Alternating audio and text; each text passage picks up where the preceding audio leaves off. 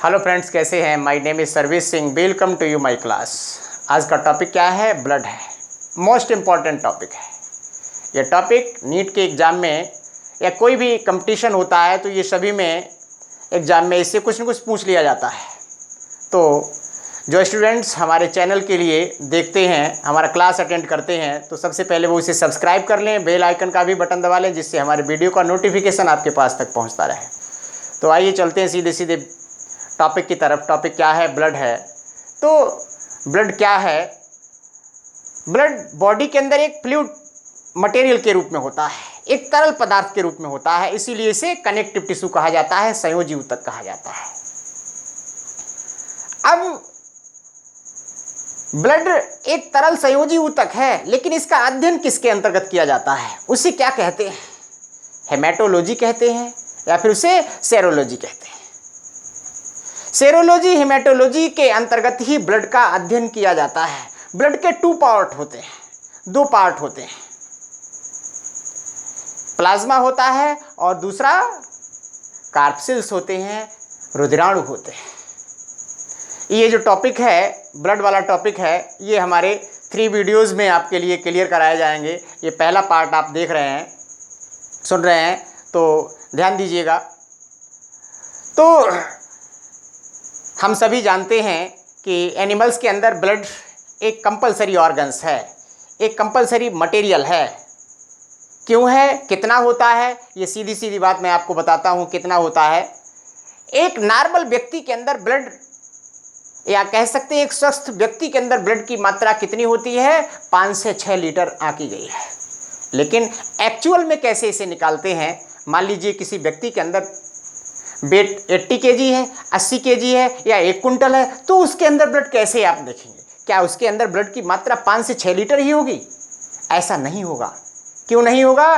Blood की actual जो इसको मेजर किया जाता है, इसे मापा जाता है, वो वेट के आधार पर होता है। जितना व्यक्ति का वेट होता है, जितना व्यक्ति का वजन होता है, उसका 7 या फिर 8% होता है। संपूर्ण वेट का 7 से 8% ब्लड बॉडी के अंदर पाया जाता है। मान लीजिए किसी व्यक्ति के अंदर ब्लड 40 kg है, 40 kg है, तो उसका 8% कितना हो जाएगा? अपॉन 100, 0 से 0 काट दिया, 4 8 जा 32, अपॉन 10, पॉइंट कहाँ पे आ जाएगा? 3.2 लीटर, इतना हो जाएगा उसके अंदर ब्लड। तो जो ब्लड होता है वो संपूर्ण बॉडी के वेट के आधार पर होता है। जितना उसका वेट होता है उसके आधार पर 7 या फिर 8% के आधार पर उसका ब्लड निकाला जाता है। तो अब ध्यान दीजिए, जो मेल के अंदर होता है वो 5 से 6 लीटर दर्शाया जाता है, और जो फीमेल होते हैं उनके अंदर ब्लड की मात्रा कितनी होती है? 4 से 5 लीटर होती है। अगर हम इसके हीमोग्लोबिन की कंपेयर करते हैं, हीमोग्लोबिन को देख, इसके अंदर एक मेन मटेरियल होता है, मुख्य पदार्थ होता है, जिसे हीमोग्लोबिन के नाम से जाना जाता है। और जो हीमोग्लोबिन होता है उसकी मात्रा कितनी होती है? एक नॉर्मल व्यक्ति के अंदर हीमोग्लोबिन की जो मात्रा होती है वो कितनी होती है? 14.5 से लेकर के 15.5 तक होती है। ये दर्शाई गई होगी, ये दी हुई है। 14.5 से लेकर के 15.5 ग्राम तक पर 100 ml में होती है। ये एक मेल के अंदर है, और फीमेल के अंदर कितनी होती है? 13.5 से लेकर के 14.5 तक होती है। अगर पूछा जाए मेल के अंदर ब्लड ज्यादा होता है, फीमेल के अंदर ब्लड कम होता है, तो ये कह सकते हैं अगर फीमेल के अंदर ब्लड की मात्रा कम है तो उसके अंदर हीमोग्लोबिन भी कम है। अगर मेल के अंदर ब्लड की मात्रा ज़्यादा है तो मेल के अंदर हीमोग्लोबिन की मात्रा भी ज़्यादा है। हीमोग्लोबिन के अंदर एक मेन मटेरियल होता है, एक मुख्य तत्व एलिमेंट्स भी पाया जाता है, जिसे आयरन के नाम से जाना जाता है। आयरन क्या है? ये एक लौह पदार्थ है। तो आपने देखा होगा जो मेल होते हैं वो ज़्यादा स्ट्रांग होते हैं। क्यों होते हैं? क्योंकि उनके हीमोग्लोबिन के अंदर, उनके ब्लड के अंदर आयरन की मात्रा ज़्यादा होती है। और जो फीमेल होते हैं उनके अंदर आयरन की मात्रा कम होती है, वो मेल की अपेक्षा कम स्ट्रांग होती है। अगर इसके पीएच की बात करते हैं तो ब्लड का पीएच कितना होता है? 7 पॉइंट, एक्चुअल इसका 7 पॉइंट कितना होता है, 4 होता है। ब्लड का जो पीएच वैल्यू होती है वो कितनी होती है, 7.4 होती है। 7 से अधिक तो ये किस में कन्वर्ट हो जाता है, ये कैसा होता है, माध्यम इसका क्षारीय बन जाता है। 7 से कम होता है तो उसका माध्यम कैसा होता है, एसिड हो जाता है। और जब 7 से ज्यादा क्रॉस हो जाता है तो इसका माध्यम कैसा हो जाता है, बेसिक हो जाता है, इसे क्षारीय कहते हैं। यानी ब्लड की जो पीएच वैल्यू होती है 7.4 होती है एक्चुअल, राइट, और जो इसका माध्यम होता है वो क्षारीय होता है। इसका कलर की बात करते हैं, इसका कलर कैसा होता है, तो ध्यान दीजिए, कंपटीशन वाले जितने स्टूडेंट्स हैं इसमें बहुत इंपॉर्टेंट पॉइंट्स दिए हुए हैं, वो नोट भी कर सकते हैं इसे। तो ब्लड का कलर रेड दिखाई देता है, चमकीला होता है। आरबीसीएस सेल्स के अंदर ये पाए जाते हैं, हीमोग्लोबिन पाए जाते हैं, इसी बदौलत ब्लड का जो कलर दिखाई देता है वो कैसा दिखाई देता है, रेड दिखाई देता है। लेकिन ध्यान दीजिए, जो आरबीसीएस होती हैं उनका कलर कैसा होता है, उनका कलर येलो होता है।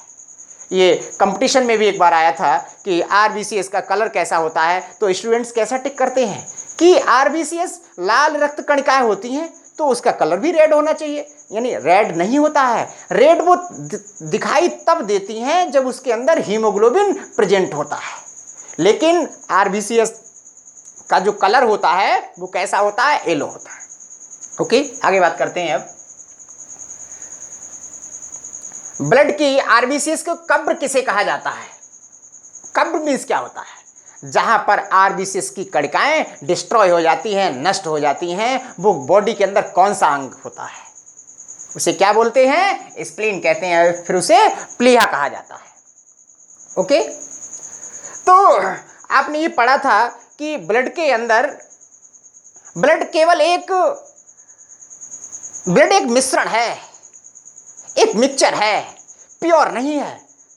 इसके 2 पार्ट होते हैं, एक तो प्लाज्मा होता है, दूसरा कार्पसिल्स होता है। ये मैंने आपको बताया था।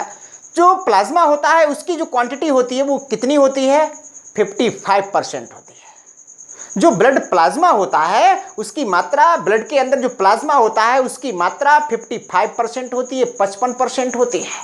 और जो कार्पसिल्स होते हैं उसकी मात्रा कितनी होती है, 45% होती है।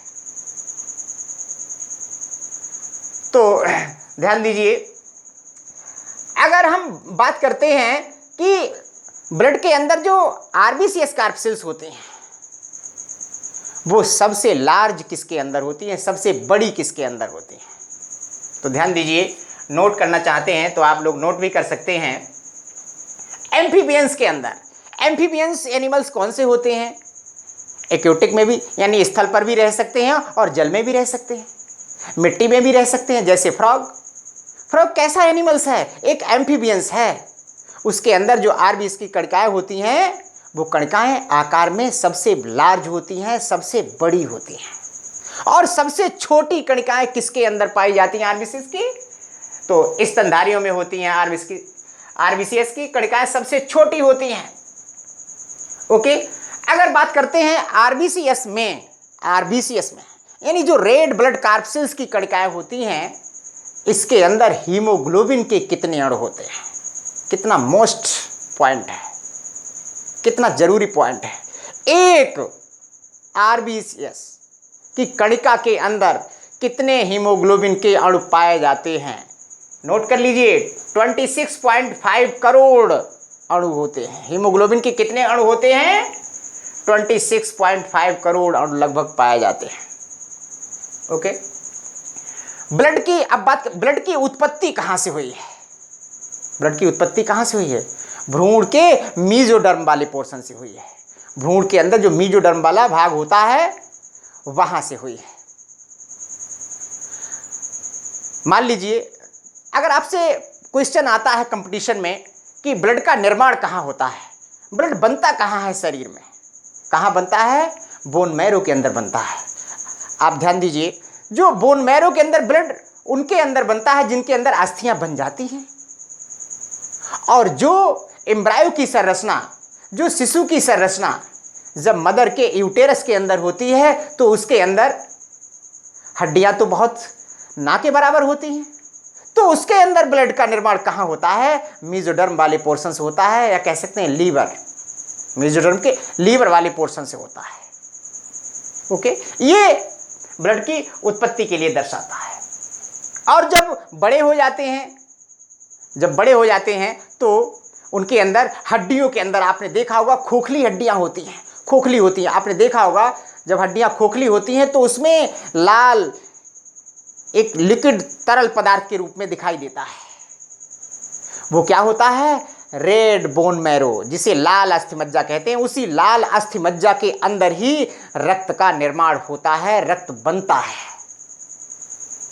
ओके, आगे बात करते हैं। रुधिराणुओं वाले भाग को क्या कहते हैं? यानी रुधिर के कितने भाग होते हैं? 2 भाग होते हैं, एक तो प्लाज्मा होता है, दूसरा रुधिराणु होता है। और जो रुधिराणु वाला भाग होता है उस संपूर्ण भाग के लिए क्या कहा जाता है? हेमाटोक्रिट कहा जाता है। क्या कहा जाता है? हेमाटोक्रिट। कंपटीशन वाले स्टूडेंट्स इसे नोट कर लें। यानी रुधिराणु वाला, कार्पसिल्स वाला जो पोर्शन होता है उसे क्या कहा जाता है? हेमाटोक्रिट कहा जाता है उसे। अगर किसी व्यक्ति के अंदर आरबीसीएस की संख्या निकालनी है या नापनी है या उसको मेजर करना है या काउंट करना है तो किसके आधार पर? एक यंत्र होता है, एक मेजरमेंट होता है, एक इंस्ट्रूमेंट होता है जिसके माध्यम से आरबीसीएस की संख्या को काउंट कर लिया जाता है, निकाल लिया जाता है। उसे क्या कहते हैं? उस यंत्र का नाम क्या है? दिस नोट कर लीजिए, हीमोसाइटोमीटर। क्या बोला जाता है उसे? हीमोसाइटोमीटर उसे कहा जाता है। उसके माध्यम से आरबीसीएस की संख्या के लिए काउंट कर लिया जाता है। आरबीसीएस की कुल संख्या एक व्यक्ति के अंदर आरबीसीएस की संख्या कुल कितनी होती है? 30 मिलियन, लगभग 30 मिलियन तक पाई जाती है।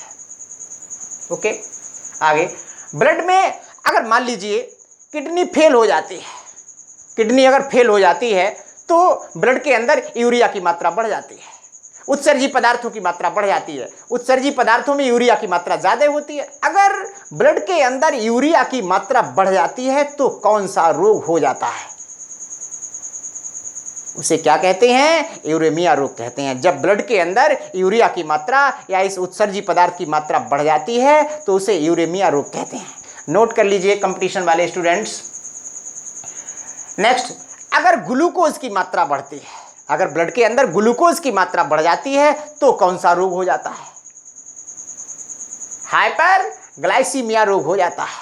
नोट कर लीजिए, हाइपरग्लाइसीमिया रोग हो जाता है।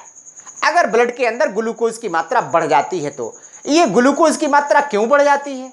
ग्लूकोज की मात्रा आपने सुना होगा, जो पैंक्रियाज ग्लैंड्स होती है, जो अग्नाशय ग्रंथि होती है, उससे इंसुलिन स्रावित होता है। और जब उसकी कमी हो जाती है तो क्या होता है? तो ब्लड के अंदर सीधे सीधे ग्लूकोज की मात्रा बढ़ने लगती है। ऐसी कंडीशन में कौन सा रोग हो जाता है? हाइपरग्लाइसीमिया रोग हो जाता है, जिसे डायबिटीज भी कहते हैं, शुगर या मधुमेह भी इसे कहा जाता है।